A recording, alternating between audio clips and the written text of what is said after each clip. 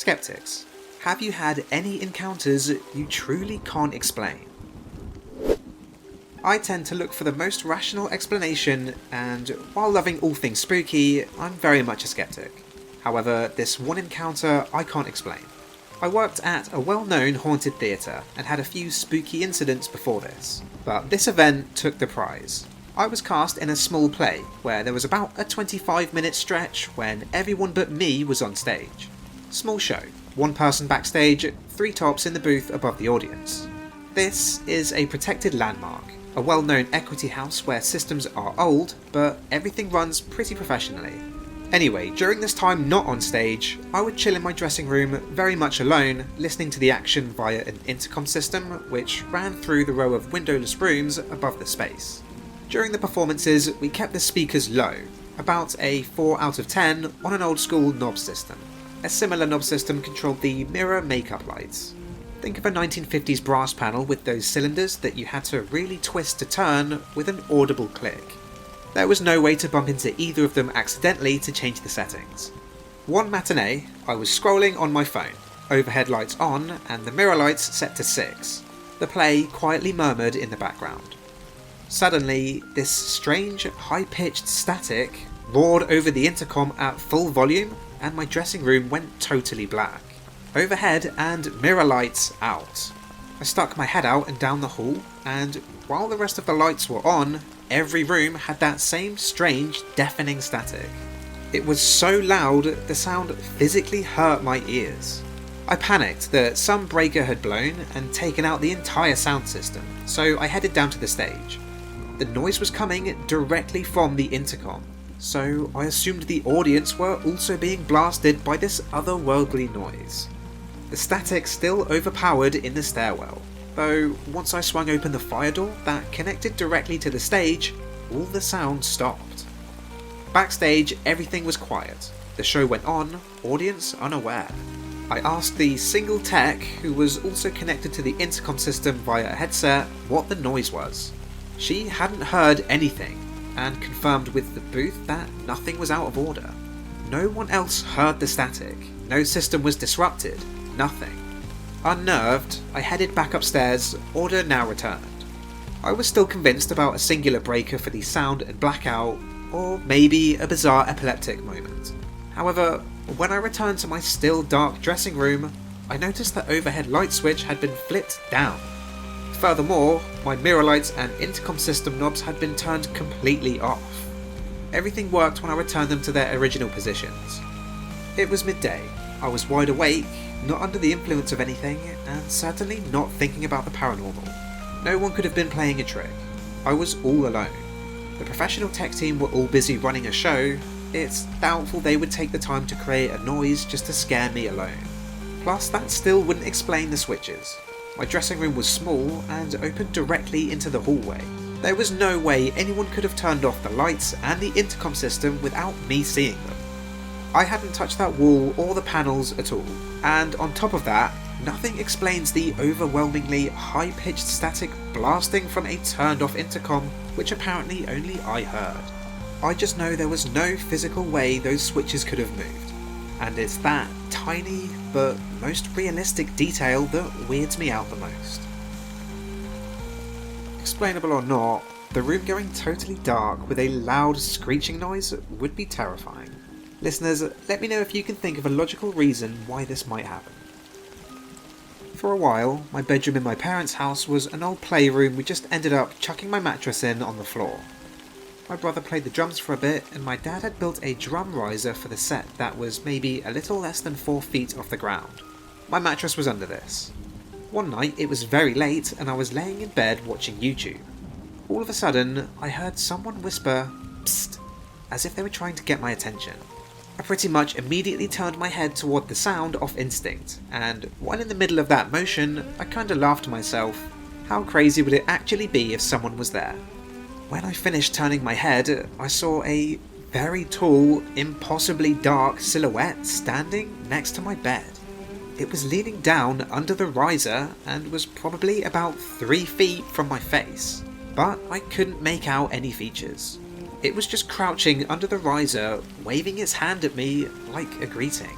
The thing I remember the most that messed me up was that as soon as I saw it, it's like the world was entirely robbed of sound. It was dead quiet in that room. You know how when you're in a completely silent room, there's still some sort of sound? Almost like a very soft white noise or something. There wasn't even that. My thoughts had ceased too. It was completely silent and the thing was just waving at me. I shook my head and rubbed my eyes and it was gone and everything was back to normal. A few years later, I moved to an apartment and was living with my girlfriend and a friend. One night, we were all hanging out on the couch watching TV and I excused myself to go to the bathroom. I was living in the master bedroom, which had its own bathroom. The sink was outside of the actual bathroom and was essentially just in my bedroom, but was kind of in a little alcove, like a motel bathroom, if you know what I mean. I washed my hands and turned around to exit the room. As I was walking to my bedroom door, I passed my bed, which was around a corner from the sink. As I passed, I glanced to the right where my bed was, and the giant figure was standing right there. It was very tall, and like before, I couldn't make out any features. Also, like before, it just stood there, waving at me, and all sound stopped. I just turned around and booked it out of the room, not even bothering to check if it was real or not. And those are the only 2 times I've ever seen that thing.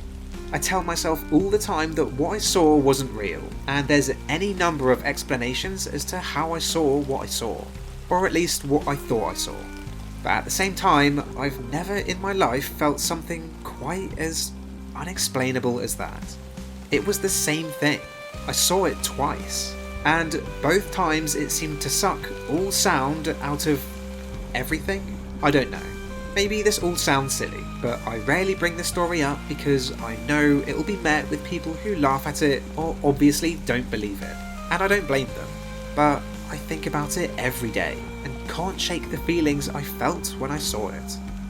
I used to be afraid I'd run into it again, but I just keep going back and forth between I definitely saw something and it was nothing and you just thought you did. So much that I'm more confused than scared. Just really weird stuff. It's pretty easy to put the first occasion down as sleep paralysis, but the second time pretty much kills that theory. I honestly wish you'd stayed to inspect it more, but I'm sure at the time it was the last thing you wanted to do. I was a rookie cop when my brother committed suicide. He was one of my older siblings, but we were very close. He was in another state, and I had a lot of guilt then about not recognising the signs. His remains were in bad shape by the time he was discovered, so it was a closed coffin service. About a week after he died, I was back at work one night, and my partner and I see a pimp pistol whipping one of his girls. I jump out and the pimp sees me and the foot chase was on. I was running after him, gun in hand, and he cuts through a narrow corridor under a building that leads to a courtyard in the middle. Right before I reach the courtyard, I hear, "It's okay," in my dead brother's voice. I hit the courtyard and the guy is against the side, pointing a gun at my head and squeezes the trigger twice. I froze for a millisecond and then started beating him in the head with my revolver. To this day, I don't know why I didn't just shoot him. I cuff him and walk him back to the street and find my partner. I tell my partner about him squeezing the trigger, but not the voice I heard. We unload the gun, a .32 revolver, right there, and 2 bullets have strike marks on them. We took the gun to the lab for testing. Tell the guy the story. He puts the 2 bullets with strike marks back in and shoots into the test tank. Both bullets fired. That pimp absolutely deserved a couple shots back. He should count his blessings. I don't know enough about guns to say why that could happen. Maybe someone can enlighten me. But that does sound like a scarily real case of divine intervention. It's the middle of the night and I'm sleeping. I hear a sound like someone is taking a paperclip from my desk and throwing it against the wall and it bounces across the desk. I wake up to this noise, turn on the light, and right by my bed as I sit up, I look over and see nothing. Weird. As I'm ready to lay back down, my 20-pound steel gumball machine falls from the shelf over my bed directly onto my pillow where my head was not 30 seconds earlier. I flip out and scramble out of my bed as I'm totally taken by surprise. As I stand up, I feel something under my feet, a paperclip. I put the murderous gumball machine on the floor, the paperclip back on my desk, and crawl into the safety of my comforter. Nothing like that happened again. I don't love the idea of putting 20 pounds of steel on a shelf above your head, but that is a very interesting series of events. It definitely wouldn't have killed you or anything, but the sound of a paperclip, I'm sure, is a much nicer way to wake up. Okay, last story. I used to be a skeptic until one event that changed my life forever. I used to be heavily depressed as a teen. I won't go into details about it, but let's just say it was bad enough that I tried to end my own life and ended up in a mental hospital for 2 months. This was the lowest I'd ever been, the worst period of my existence. I had no hope and no will to keep living. So one day, out of absolute desperation, I did something that I've never tried before. I prayed. I asked if anyone could hear me, vented all my feelings, and begged whatever entity was out there to give me a sign that it could hear me, and it was there for me.